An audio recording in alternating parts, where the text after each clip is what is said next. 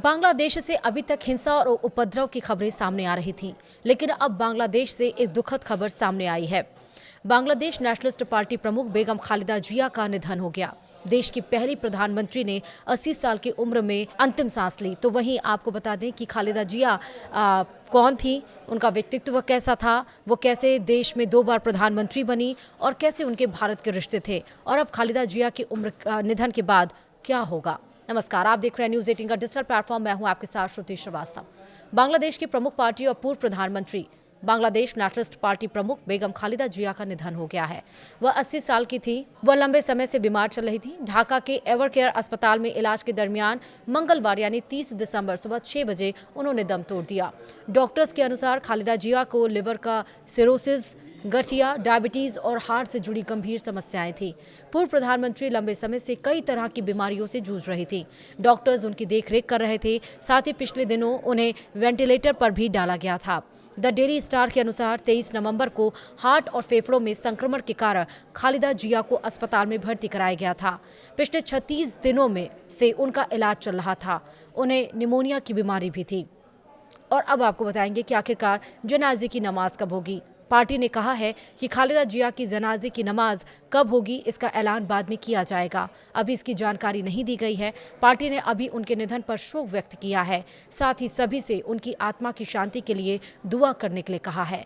खालिदा जिया का निधन ऐसे समय में हुआ है जब कुछ ही दिन पहले उनके बेटे तारिक रहमान लंदन से पूरे 17 साल बाद बांग्लादेश लौटे हैं, जहां वो 2008 से स्वैच्छिक निर्वासन में रह रहे थे। मीडिया रिपोर्ट्स के अनुसार तारिक ने अस्पताल में अपनी बीमार मां से मुलाकात की थी। तारिक की वापसी पर पार्टी समर्थकों की बड़ी भीड़ उमड़ी और इसे आगामी संसदीय चुनाव से पहले बांग्लादेश नेशनलिस्ट पार्टी के लिए एक अहम घटनाक्रम माना गया। चलिए, जिसके बारे में हम बात कर रहे हैं खालिदा जिया, उनके बारे में भी जानिए।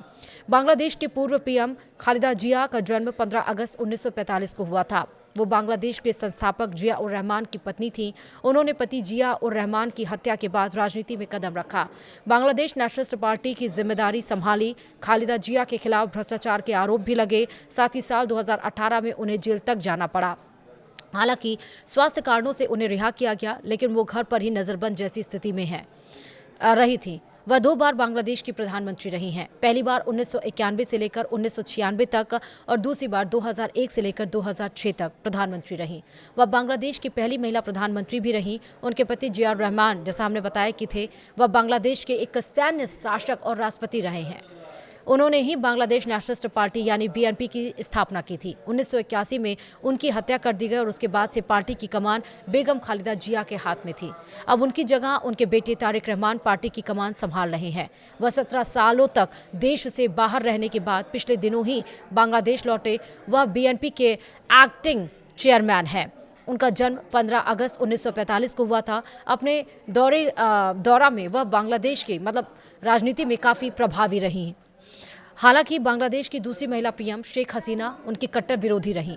बीते कुछ सालों से शेख हसीना का देश में शासन था। इस दरमियान खालिदा जिया को भ्रष्टाचार से जुड़े कई मामलों में दोषी करार दिया गया था।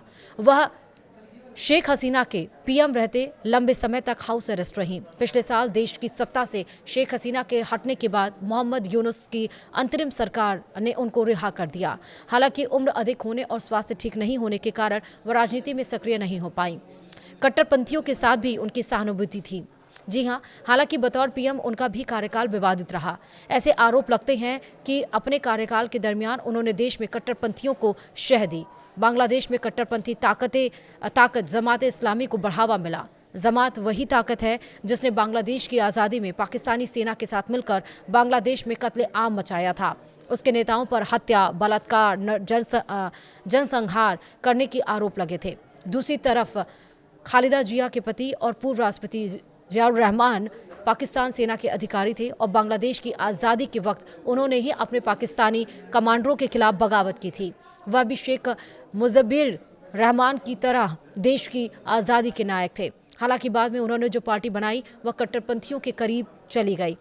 खालिदा जिया 2 बार बांग्लादेश की पीएम रही हैं। वो अपने कार्यकाल 1991 से लेकर 1996 तक पहली बार पीएम रही और इस दरमियान उन्होंने सार्क देशों के सम्मेलन में भाग लेने के लिए 26 से 28 मई 1992 को भारत आई थी। फिर वह जब दूसरी बार पीएम बनी तो 2006 में वह द्विपक्षीय दौरे पर भारत आई।